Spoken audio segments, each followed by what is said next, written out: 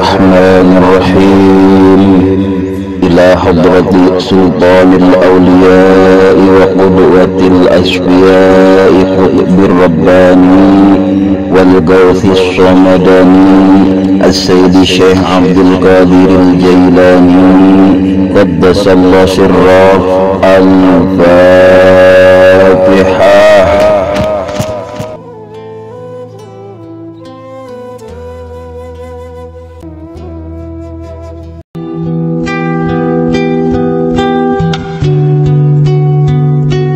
Manqobah ke-11 nyarioskeun ngadampalna Kanjeng Nabi Muhammad sallallahu alaihi wasallam kana pundakna Sayyid Abdul Qadir Al-Jailani qaddasallahu sirrah. Dicarioskeun ku Syekh Rasid bin Muhammad Al-Junaidi dina wengian mi'rajna Kanjeng Nabi Muhammad sallallahu alaihi wasallam sumping malaikat Jibril nyendak buruk. Ari talapokna eta buruk ngagebur cara bulan, ari paku-pakuna cara bentang. Barang disanggakeun ka Kanjeng Nabi eta buruk teh dadakan teu daek cicing. Ningali kitu Kanjeng Nabi sallallahu alaihi wasallam nimbalan, kunaon buruk nu matak maneh teu daek cicing, nah maneh teh embung ditumpakan ku kaula. Ngadang kitu eta buruk unjukan dari popena nyawa abdi jadi ketebus tanah gamparan Gusti. Abdi sanes teu purun ditunggangan ku Gusti, mung abdi aya panuhun kadamparan Gusti nyaeta dina dintenan kiamah jadi nalika Gusti bade lebet ka sawarga poma ulah nunggangan anu sanes kajadi abdi. Ngadangu kitu dawuh Rasulullah sallallahu alaihi wasallam ngawaler nyaheun dikabul paminta anjeun. Unjukan deui eta buruk ka Kanjeng Nabi. Mugi Gusti kersa nyepengkeun panangan Gusti kana punduk abdi supados jadi tawis dina dinten kiamah. Teras panangan Kanjeng Nabi sallallahu alaihi wasallam dicepengkeun kana pundukna buruk. Kumargi eta buruk kalintang dingahna dugi ka jasadna eta buruk teu cekap pikeun ngawadahan rohna. Kapaksa eta buruk harita keneh ngajangkungan dugi ka 40 hasta. Tidinya Kanjeng Rasulullah sallallahu alaihi wasallam ngadeg sakedap wireh ningali buruk sakitu jangkungna tawakuf kana titihan anu sanes.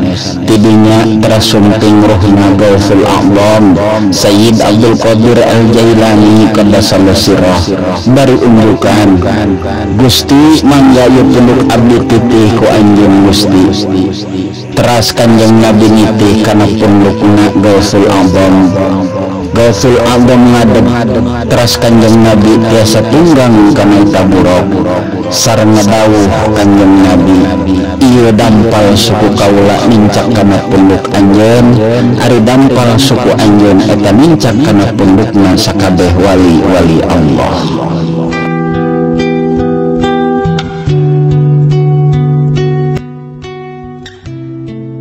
Manqobah ke-12 nyarioskeun ngaksianana guru-guru sareng wali-wali Allah kana kaluhuran martabatna Sayyid Abdul Qadir Al-Jailani qaddasallahu sirrah. Dicarioskeun dina kitab Rodatun Nadhir fi Manaqib Syekh Abdul Qadir dina bab kagenep. Di zaman Abi Ali Al-Hasan Al-Basri dongkap kalahirna Sayyid Abdul Qadir henteu aya hiji alim anu muruk agama Islam angin pada nyarioskeun ku kabingahan bakal dahirna Sayyid Abdul Qadir. Sareng eta ulama-ulama pada ngaku kana kawalian Sayyid Abdul Qadir. Tur ulama-ulama pada nyarioskeun Sayyid Abdul Qadir bakal membarkeun yen dampal sampeanana bakal mincak kana pundukna wali. Sareng wali-wali narima kana eta imbaran. Kajaba hiji wali di negara Asfahan henteu narima kana eta imbaran. Kumargi henteu narima kana eta imbaran, eta wali anu sakit sulinuhna dicopot tina kawalianana ku Allah Subhanahu wa taala. Jadi Sayyid Abdul Qadir Al-Jailani qaddasallahu sirrah hampir 300 tahun leuwih kalahirna parantos masyhur kawalianana.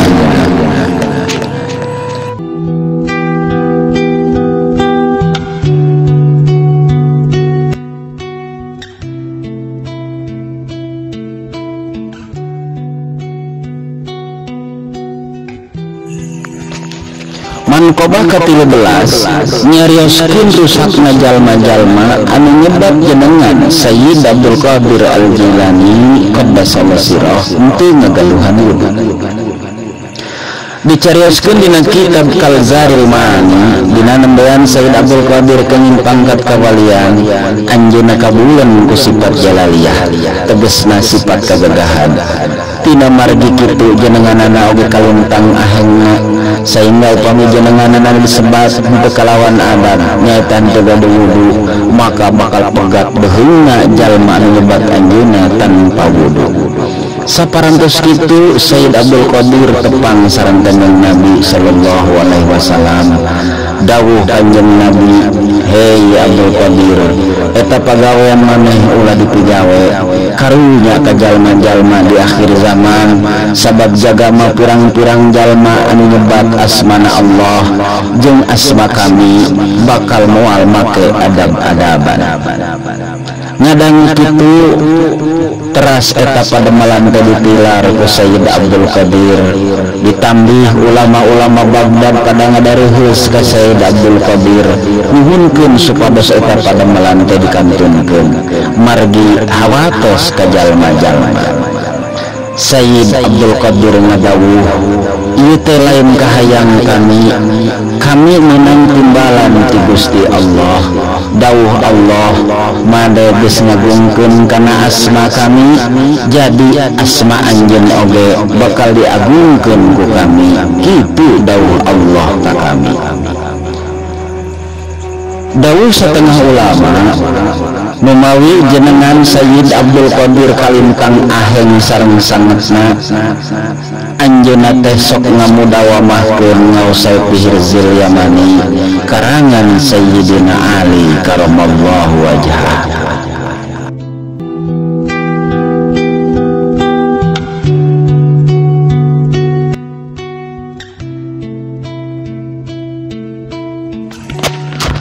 Manqobah ke-14 nyarioskeun jalma nu hadiah ka Sayyid Abdul Qadir dihasilkeun maksud dicarioskeun ku guru-guru anu laluhur sing saha jalmana anu nyebat jenengan Sayyid Abdul Qadir henteu boga wudu maka eta jalma ku Gusti Allah bakal dirupukeun rezekina. Sing saha jalma anu nagar hadiah ka Sayyid Abdul Qadir maka eta kudu dilakonan supaya ulah kasebut jalma anu bedegong tur matak jadi kawala.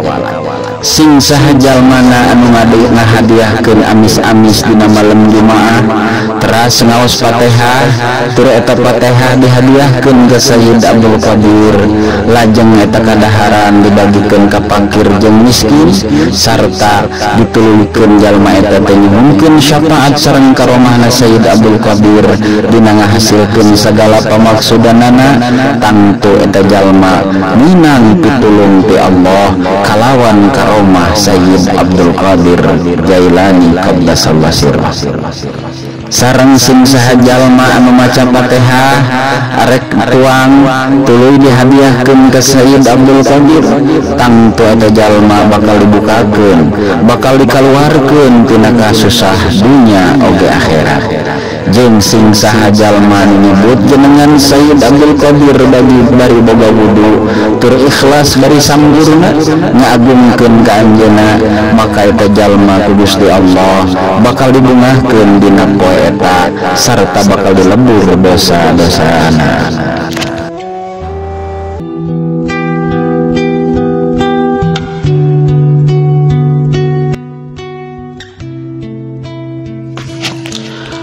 Manqobah ke-15 nyarioskeun jenengan Sayyid Abdul Qadir Al-Jailani qaddasallahu sirrah cara Ismul A'dham dicarioskeun dina kitab Haqaiqul Haqaiq aya hiji awewe ngadeheus ka Sayyid Abdul Qadir teras unjukan pokna teh Gusti abdi teh ngagaduhan murang kalih mung hiji-hijina ayeuna teh kamusibahan titeuleum di dasar sagara pangna abdi dongkap ka dieu abdi gaduh kayakinan yen salira Gusti tiasa ngawangsulkeun eta murang kalih abdi bari dina kaayaan hirup tur salamet.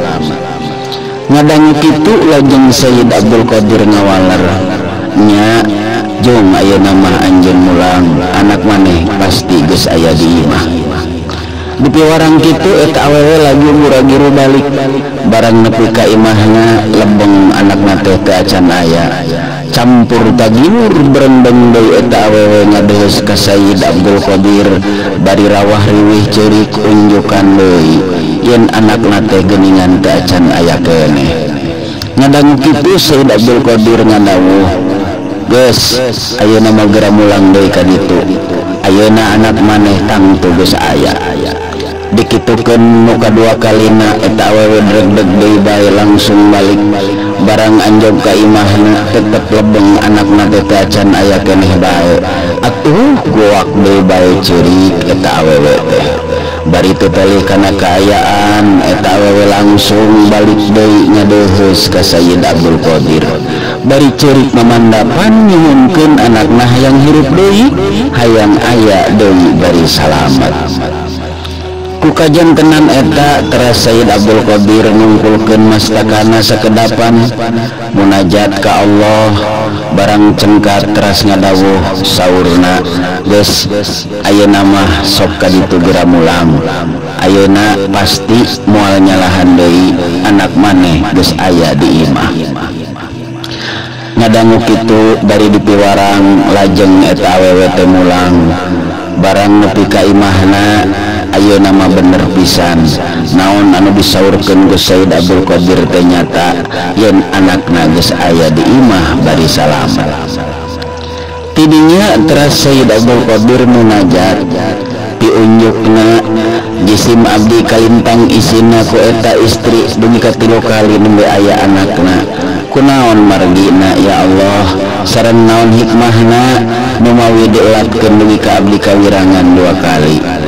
Allah ngadawuh omongan anjeun ka eta awewe kabeh oge bener omongan nu mimiti nalika anjeun nyebutkeun aya ka eta awewe bener tapi kakara dikumpulkeun ku malaikat jiwa ragana eta budak bugus pabencar omongan maneh nu kadua nyebutkeun aya ka eta awewe oge bener tapi kakara jejeg anggota badana eta budak sarta ditiupkeun deui rohna sangkan hirup deui. Tuluy omongan anjeun anu katilu ka eta awewe budak eta teh kakara dihanjatkeun ti laut laju didatangkeun ka imah eta awewe. Tidinya teras Sayyid Abdul Qadir unjukan deui Gusti mah ngadamel makhluk nu sakieu poharana hamo sulit hamo komo bari susah nya kitu deui dina yaumil baas ngumpulkeun sakabeh jiwa raga makhluk nu sakitu seueurna sakedet netra na ari ieu ukur hiji budak naon hikmahna Gusti nu mawi Gusti dugi kalami ngaijabah dawuh Gusti Allah ya Abdul Qadir tos anjeun tong jadi raheut hate ayeuna sok geura minta anjeun ka kami hayang naon tangtu dibaparin ku kami. Tidinya teras Sayyid Abdul Qadir sujud bari unjukan saurna Gusti Khaliq ngadamel abdi makhluk anu didamel nyanggakeun sadaya-daya naon anu dipaparin ku Gusti abdi kalintang hatur nuhunna. Dawuh Gusti Allah saha anu ningali ka anjeun dina poe Jumaah ku kami bakal dijadikeun wali jeung lamun anjeun ningali kana taneuh tangtu eta taneuh bakal jadi emas. Ditawisan kitu Sayyid Abdul Qadir unjukan Gusti eta duanana oge teu pati aya mangpaatna kangge abdi. Abdi manyuhunkeun anu langkung saebatan eta sareng tetep aya mangpaatna saparantos abdi teu aya di alam dunya. Dawuh Gusti Allah asma anjeun dijieun saperti asma kami dina ganjaran jeung manjurna saha-saha anu maca kana asma anjeun maka ganjaranana sarua jeung maca kana asma kami.